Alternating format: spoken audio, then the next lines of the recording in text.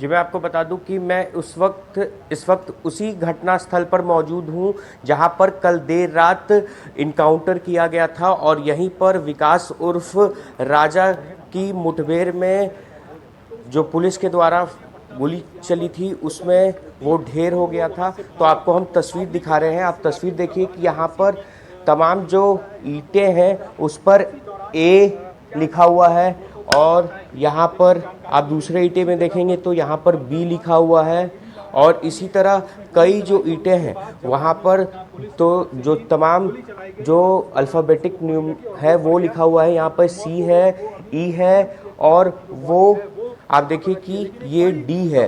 तो इसी स्पॉट पर कल देर रात मुठभेड़ हुआ है जिसमें जो विकास उर्फ राजा था वो मुठभेड़ में मारा गया है और जो जानकारी हमारे सामने निकल कर आ रही है कि वो भाग रहा था। भागने के क्रम में जब पुलिस के द्वारा फायरिंग की गई, उसी फायरिंग में उसकी जो मौत है वो हुई है।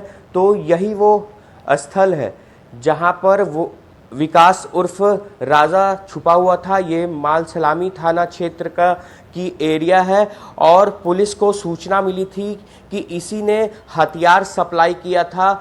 उसके एवज में पुलिस पूछताछ करने के लिए पहुंची थी, उसे गिरफ्तार करने के लिए पहुंची थी, पर उसने पुलिस पर ही हमला जो है वो शुरू कर दिया और जिसके बाद पुलिस मुठभेड़ में वो जो है मारा गया है। तो ये ग्राउंड जीरो है जहां पर एनडीटीवी की टीम पहुंची हुई है और यही वो जगह है जहां पर जो मुठभेड़ है वो हुआ था और इनकाउंटर हुआ था। आप देखेंगे तो तमाम जितने भी यहाँ पर ईंटें रखे हुए हैं सब में अल्फ़ाबेटिक जो है वो लिखा हुआ है ABCDE और तो यहाँ पर हल्के हल्के जो खून के धब्बे हैं वो भी अभी दिखाई दे रहे हैं।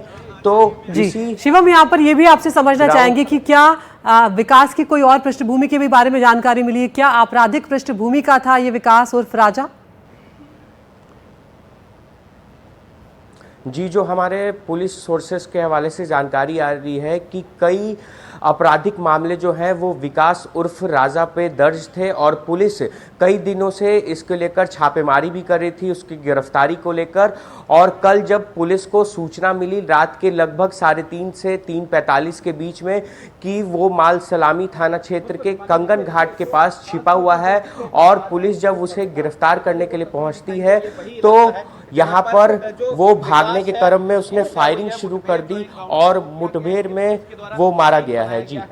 जी, उमेश को लेकर यहाँ पर क्या जानकारी मिल रही है, क्योंकि उमेश को भी गिरफ्तार कल ही किया गया है?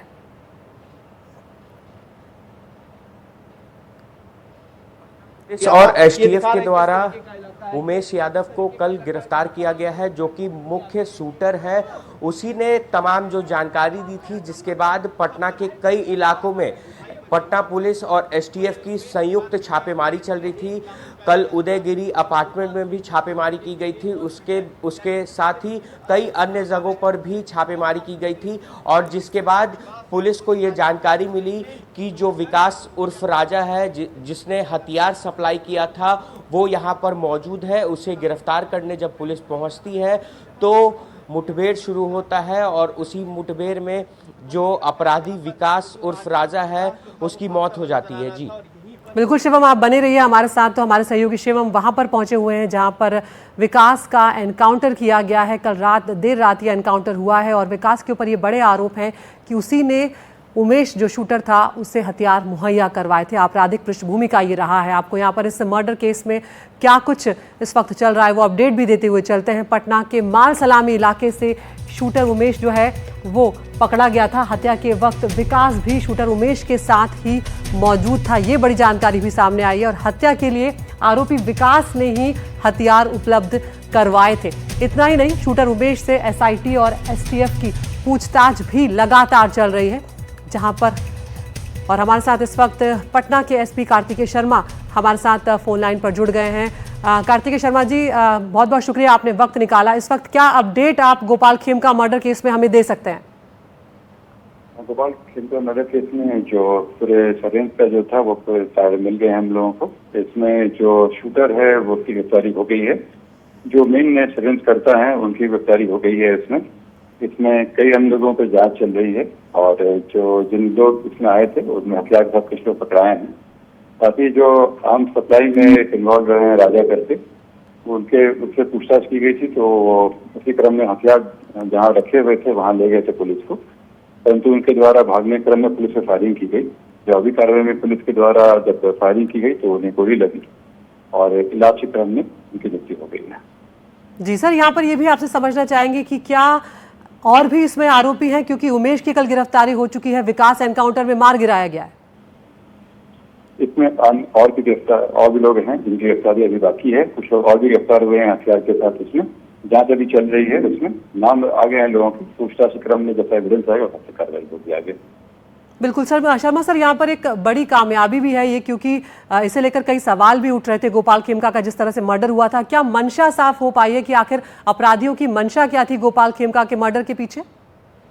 देखिए, इसमें जो मेजर चीजें हैं सभी आ गए हैं बात सामने इसमें।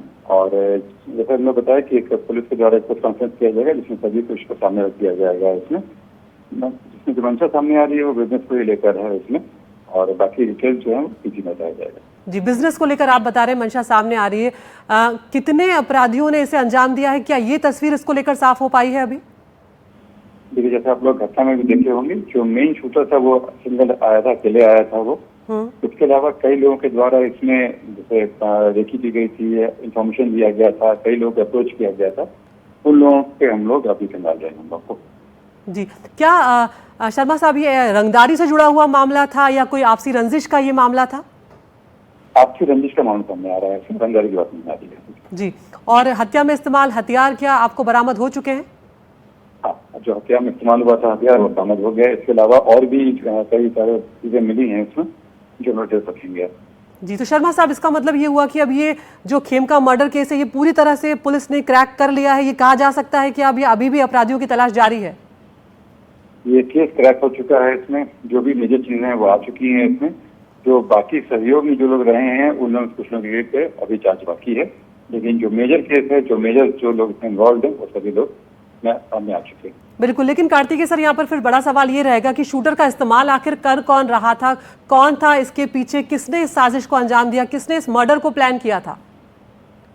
इसमें ये भी सामने आ गया है, जो जिनके इशारे पे किया गया, जिनकी तरह पैसा दिया गया था वो भी सामने आ गए हैं और अभी उनसे कुछ चल रही है। इसमें डिटेल्स हम लोग पीछे में देंगे आपको।